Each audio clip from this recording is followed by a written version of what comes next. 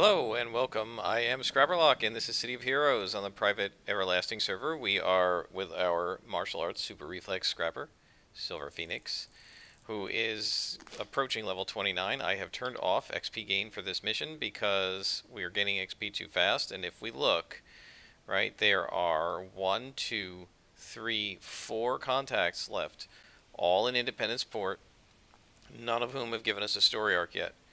And so if this story arc that we're on, that we just started with Tobias Hansen, gets us, say, to level 29, there's no way we're going to be able to do all 4 of these before we hit 30, and then they'll stop talking to us. So I'm going to go back to alternating one mission with XP and one mission without. So the first thing that Hansen asked us to do was defeat some council, and now he's asked us to defeat all the zombies in this mausoleum. So we walked into a mausoleum, and apparently this was a gateway or something into a giant tunnel. And my guess is we're going to get some more Banished Pantheon, because as far as zombies go, there's no Vajaloks at this level. So we're back to Banished Pantheon again, which is fine with me, because I like fighting them. So there are 3 people to save, so this person's being attacked in some way. Now this is a -1 mission to us, because I got it a while ago, and I've leveled since I got it, so this is probably going to be a little too easy, but that's alright. We're not in it for, like, super challenging. You know, more challenging is fun, but I'm in it for the story arc, right? And there's 2 Storm Shamans here. Wow. Oh, it was 2 spawns, I see. Alright. So, as you may remember, I joined a supergroup last time, and that supergroup is called the Daybreak Initiative. There are, it looks like, about 30 or so people on the supergroup. I wish there was a, you know, it would give you a count, but it really doesn't, which is sort of weird. But anyway, so I'm on that supergroup. I haven't really done that much with them other than roleplay a little bit last night. But hopefully we'll be able to do some stuff in the coming days, and I may be able to bring that to you here as a recording. But as I've done in previous episodes, if we're doing like 8-man missions or something really hard like a task force, it's unlikely that I'm going to record it, just because the recording and the talking are extremely distracting to me, and I can do it just fine solo or in a very small group. But when you get into big groups, there's just so much going on at once, and it's so easy to screw up and cause a team wipe if you're not careful, that I really don't want to risk doing that to my teammates, right? Like, I'm willing to take the risk and deal with the consequences of me being distracted by doing the recording, because this is what I'm doing. This is my thing. This is what I've chosen to do with this reincarnation of City of Heroes, mostly so that I can have this for my memories in the future. It'll always be there, and anytime City of Heroes, if City of Heroes goes away again, anytime I want to, I can go back and rewatch. And by the way, I don't just mean YouTube, because I'm keeping all of these on an external hard drive as well. But the rest of my supergroup did not sign up for that. And so it really wouldn't be fair to subject them to my distractions that happen when I'm recording, and potentially cause team wipes and stuff like that. So, where's the... Oh, I see. There's an area there. See, I'm distracted again. So I don't want to subject them to that, so I won't do a lot of recording in cases where we're going to be doing things that are going to require my concentration and care and thinking, rather than this kind of stuff, which really kind of doesn't. Did we get him in time? Yeah, before he summoned. Great. That's it for him. Got a beautiful tray of all the inspirations I love. And now we have to defeat all. So we've rescued the people, and now we have to defeat all zombies, all Banished Pantheon.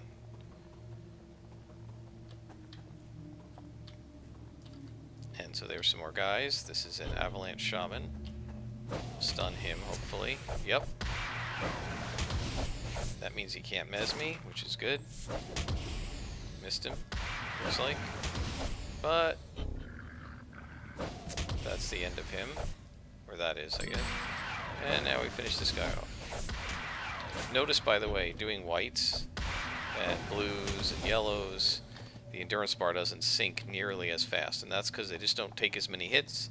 You don't miss them as often, right? Because you take a 2-hit penalty against these guys. Oh, totem, yes.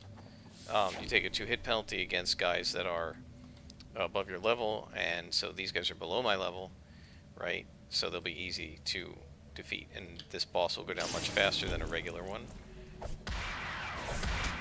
But I love fighting these guys. I just think they look so cool. I'm going to zoom in here. I just think they're so cool. Oh, we got this guy. Got to take him out before he starts debuffing me. This guy's actually a priority over the boss. I'm going to use that, do a little extra damage. Mostly because I prefer 2 yellows. Because I want to be able to hit. Right? It's with things like Cobra Strike or even this Dragon's Tail, it's not the damage I want to do, it's the mez, right? The knockdown that stops him. You knockdown and knockback stop him from sending attacks my way. There we go. And now this guy. And he's done. So that takes this whole region. Takes care of this whole region. Oh, not yet. See, that's why I go all over the map, because sometimes there's guys you don't notice at first. But look at that, we can 3-shot a White Con Lieutenant, a -1, right? And so you don't have to worry about your endurance quite as much, because you can just take them out so much faster. So, like, I actually checked this at one point in terms of efficiency and speed. Going against whites and blues is far more efficient because you can whip through the missions. You never have to stop. There's no risk. You're never going to have to res. So it's actually more efficient to fight these like -1s and +0s than it is to fight +1s and +2s. However, it's also not challenging. Right at this level, you can see. Have I had to, like, has there been any risk? Has my hit point bar really even moved? Not really. Right? Look how much damage it just did to them. 101. Took the guy out in 2 shots. Right? So there's no challenge if the level is too low. So I prefer, as a scrapper at least, fighting the oranges and the reds and the purple bosses, because that's an actual challenge and makes it hard, and there's a chance they might actually defeat me. Alright, so we're going to call Hansen. Oh, we got a clue. Hang on, oh no, we didn't get a clue. I thought we got a clue. Alright, so we're going to call Hansen. And he says, we're a lucky Silver Phoenix. I had no idea that the Pantheon had got their hands on some human sacrifices. All I can say is thank heaven you were there to stop their mad rituals. And now, the next story element in this storyline, the next part, says the Council are up to some sick experiments on the mountain, and I've learned that they're not alone. They've managed to kidnap several of Paragon's best geneticists, and they're being forced to help with the Council's vampire transformation process. You have to rescue the scientists from the Council. I remember doing this story arc with my Claws Regen Scrapper. This is actually one of the missions in this story arc, and I don't remember which one, was actually the one where she hit level 27, and you get the ability to do free respecs sometimes in the game. I don't know if they have them turned on now, but it used to be that every character got 1 at level 10, but you can use it anytime you want, and I would hold it to level 27, because usually the 20s are where you were, before salvage was out, they were where you were hurting for influence, and so I would wait till level 27, and then I would do a respec, and when you did that, all of your enhancements fell out of your enhancement slots into your tray. I don't know what they did with the extra ones. I'm not really sure, because they didn't have all these pages of enhancements before. So they would all drop out of here into the tray. You could redo your powers however you wanted, and then you could put them back if you wanted. But the thing was, what you did was you held them, right? At level 27, they're going to expire anyway, and you want to buy a new set. So you take your level 25s, you'd respec. I would put my character pretty much back the way it was. All the enhancements fell out of the tray, and then I would sell them off, and that would give me the money to buy the level 30 enhancements for level 27, right? But I did that, and then I logged off before I had a chance to buy the enhancements, and when I logged back on, it was like a couple days later, I think, and I forgot, and I ended up in one of these missions like this with no enhancements on any of my powers, and I didn't even notice. I went right through the mission. I did just fine. I didn't get my butt kicked or whatever. It was a little harder than I expected, but I'm like, okay, these guys are +1 or whatever. and its vampires are a little tougher. And then then I realized afterwards, oh crap, I don't have any enhancements on my powers. Once I got the enhancements going, she was just brutal. Regen's a great power set. I need to do that at some point. Spine's regen is a pretty good combo, for instance. I did make my claws regen scrapper, I think.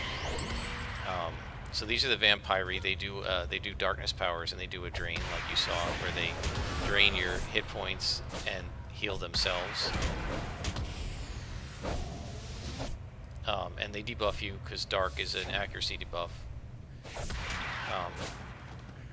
So this is really interesting. With the council, the colors are all green and kind of black. When it was the 5th column, it was red and black. So it was, they changed the coloring, right, I guess, to be, you know, because it's like a different organization. But the vampires and the werewolves and stuff stayed pretty much the same. It's sort of like, you know, they're both from the Axis, I guess. One is the fascists, the Italian fascists, and one is the German Nazis. There really aren't any story arcs up to this point about the Council, which is a little weird, but I know there's a story arc later with the vampires and the werewolves that's actually pretty cool. If you notice, I've said that about a lot of their story arcs. There are a lot of cool story arcs in this game. I absolutely loved the Banished Pantheon one, as you know, because I couldn't stop raving about it.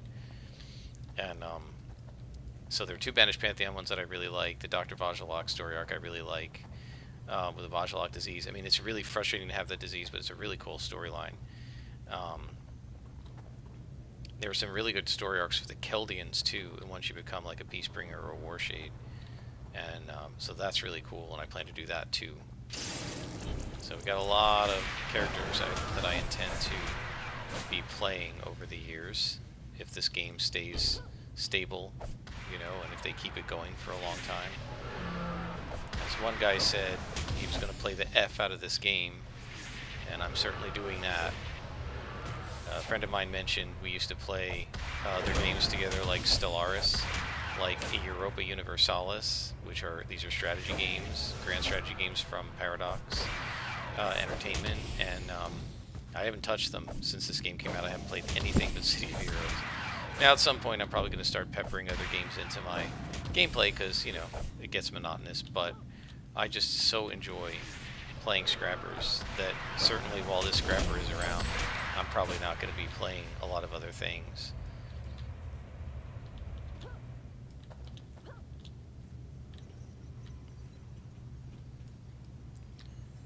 And so this is a council base. I don't know if we've been on one of these before. They're pretty rare before level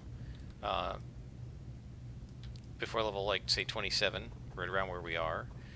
One of the reasons is that these bases didn't exist in the original launch version of the game, and it was in, I don't know, issue 3 or something that they put these bases in. And everybody's all excited about it because, you know, it's a new type of map. They're pretty cool.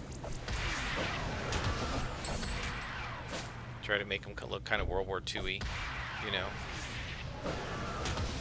Like the kind of base that the Nazis would have made years ago, and there's somebody to rescue. We have to rescue 4. So here's number 1. These are the geneticists that they're using to force them to make vampires. And so these Mickmen are also part of the Council / 5th column repertoire, or whatever you want to call it. So they have robots, they have these like flying hoverbots, they have werewolves, they have vampires, they have regular gunners, right? So in the low levels, all you see is the regular gunners. This is the first time we were encountering vampyri. We've only encountered werewolves since level 23 or something. We haven't really encountered some of the other things. We've only encountered basically the gunners, right? But now we're starting to see their bigger guns. They're more powerful villains. And so it makes it more interesting, more challenging. They have more debuffs, right?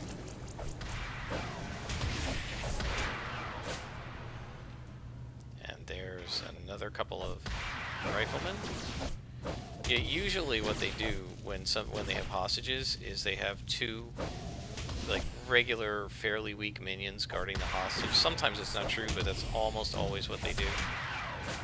You're seriously still alive. There you go. Okay. So you're welcome. She said, I can't wait to get back to my family. You're welcome.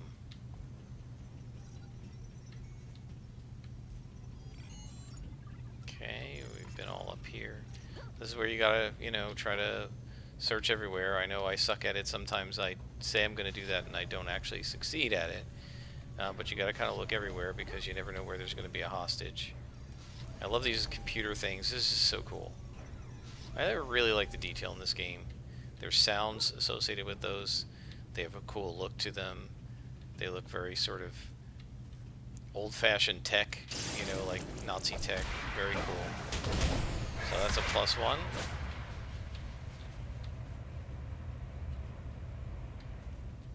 Wow, this is quite the chamber here.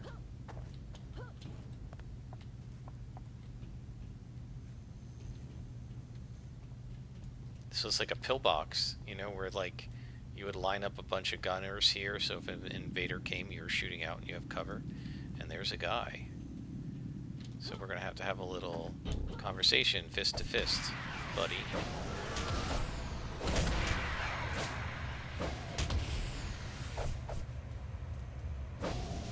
And he's done. So there's another exit here. I'm gonna open the door and just walk into it so I don't lose it on the map. You know, this way I know. And there's somebody. Hi. And there is another hostage.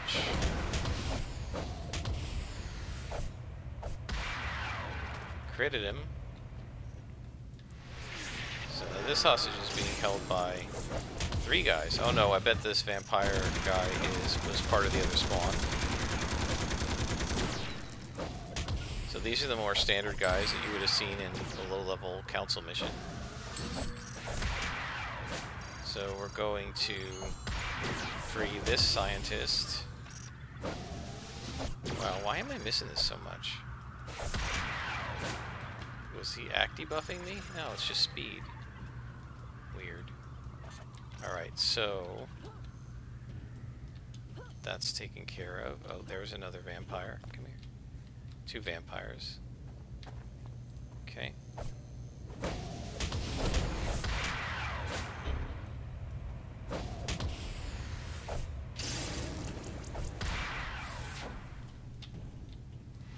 So this was a patrol. We haven't seen a lot of patrols lately, interestingly enough. And I mentioned them like very early, and we saw a couple very early, and then we really haven't seen any patrols since until this mission. We haven't seen a lot of patrols, like, I mean, maybe Sky Raiders at one point did patrols. And by the way, we haven't done any Sky Raiders in a long time either. I don't think we really did a Sky Raider story arc, did we?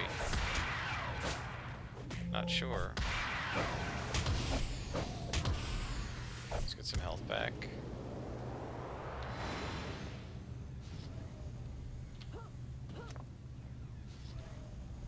There's another one. Boy, they're really all over the place in here.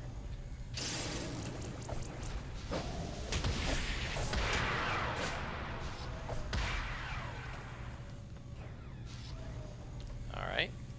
And there's another one. How am I missing these guys? Are they just like respawning? It looks like they are.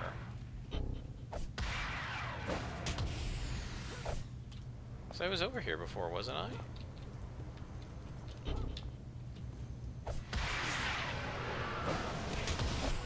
They're acting weird too, because they're like not aggroing to me the normal way. Alright, we want that, we'll take that.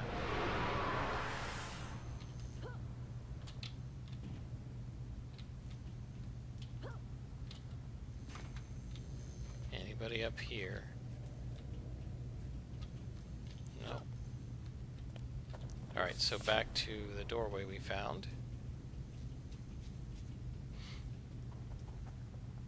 I wonder if this is going to lead to the notorious 3-spawn room, where my former supergroup members in the United a bunch of us face planted because they didn't listen to me and they didn't pull. There's the boss. Awesome. So he's a redcon. That's good. So we're going to just go after him because the other guy's not even around. Let's just kick his butt. So we have a bunch of these guys, but we should be alright. Some AoE control. Yeah, okay, this is going to be rough. We need luck. Yeah, I shouldn't have dived in like that. Then I'm not going to be able to hit because of the debuffs. This should take care of a bunch of them. There we go. And we got him done now. There we go. Take a heal. Yeah, that was really stupid. I should have done some pulling. I thought there were only 2 of them in here. I should have known better. But we're fine. Again, that's why you want to make sure you go in with the right inspirations. So if you screw up, you can just fix it.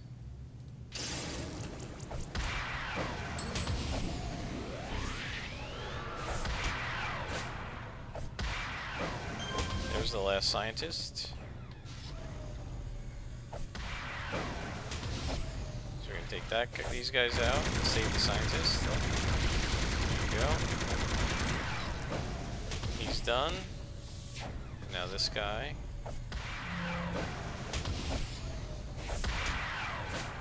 Still alive till now. Mission complete. Is there anybody else over here? Oh, there is somebody.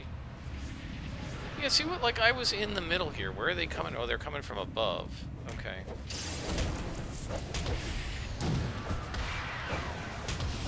This is Scrapper Lock, by the way. I don't care. Just smack everybody. See that? Crits. Done. Alright. Completed the mission. And we're gonna head out. So now we did, was it 2 missions with no XP? So I'm going to turn XP on, and in the next episode we will gain some. In the meantime, we're going to call our contact. And he says, I'm grateful, Silver Phoenix. Perhaps more grateful than you can imagine. See, I have some personal experience with the Council. I don't talk about it much, but you're showing you're the kind of hero I can trust.